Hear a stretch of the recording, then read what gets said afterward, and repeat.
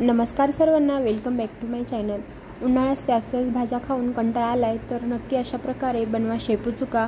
आंबट, गोड आणि तिखट अशा प्रकारे ही भाजी मी बनवणार आहे। इथे शेपू चुकाची भाजी मी स्वच्छ धुवून घेतलेली आहे। त्यानंतर अशा प्रकारे बारीक अशी कट करून घेतलेली आहे। अशा प्रकारे बारीक मस्त अशी भाजी तयार होते। पहा अशा प्रकारे। आता इथे मी कढई गरम करून घेतलेली आहे। यामध्ये तेल टाकलेलं आहे। आता फोडणीसाठी मी इथे जिरा आणि मोहरी घेणार आहे।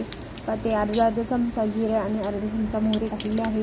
भाजीसाठी मी इथे 2 चमचे मोठे बेसन पीठ घेतलेले आहे, 2 चमचे मुगाची डाळ आणि ओबडधोबड कुटलेले शेंगदाण्याचे कूट आणि 4 हिरव्या मिरच्या बारीक करून घेतलेल्या आहेत। अशा प्रकारे आता तेलामध्ये हिरवी मिरची आणि शेंगदाण्याचे कूट टाकलेलं आहे। आता छान परतून घ्यायचं आहे। परतून झाल्यानंतर आता यामध्ये बारीक कट करून घेतलेली शेपू आणि चुक्याची भाजी टाकायची आहे। तीही तेलामध्ये व्यवस्थित अशी परतून घ्यायची आहे। अशा प्रकारे उलटण्याच्या सहाय्याने व्यवस्थित अशी ही भाजी तेलामध्ये परतून घ्यायची आहे। अशा प्रकारे मिक्स करत ही भाजी परतून घ्यायची आहे। एकदम झटपट होणारी भाजी आहे आणि चवीला खूप टेस्टीही लागते। आता उरलेली मी मूग डाळ आणि बेसन पीठ यामध्ये टाकलेलं आहे। तेही व्यवस्थित असं मिक्स करत परतून घ्यायचं आहे।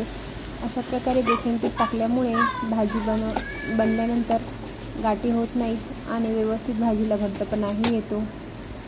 आता यामध्ये थोडंसं असं पाणी टाकून मी व्यवस्थित असं हे ओलावा करून घेणार आहे। अशा प्रकारे मिक्स करत उलटण्याने प्रेस करत भाजी ही छान अशी मिक्स करत परतून घ्यायची आहे। आता यामध्ये चवीनुसार मीठ आणि हळद टाकलेली आहे। तेही व्यवस्थित मिक्स करून घ्यायचे आहे। आता मी थोडंसं अजून पाणी टाकलेलं आहे। आता याला छान असं मिक्स करत सर्व एकत्रित करून घ्यायचे आहे।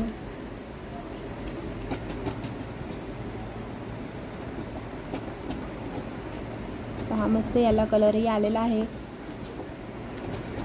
आता यामध्ये लागेल तेवढं पाणी टाकून भाजीला पातळ असं करून घ्यायचं आहे, जेणेकरून भाजी ही शिजल्यानंतर एकदम घट्ट होऊ नये। अशा प्रकारे लागेल तेवढं पाणी टाकलेलं आहे। आता यामध्ये चवीनुसार मी थोडासा गुळाचा खडा टाकणार आहे। भाजीमध्ये गूळ टाकल्यामुळे भाजीला टेस्ट ही खूप छान येते आणि थोडीशी आंबट, तिखट आणि गोड अशी या भाजीची चव येते। त्यामुळे तुम्ही ही भाजी बनवताना, शेपू चुक्याची भाजी बनवताना नक्की गूळ टाका। आता 5 मिनिटं शिजून घेतली आहे। अशी भाजी तयार झालेली आहे।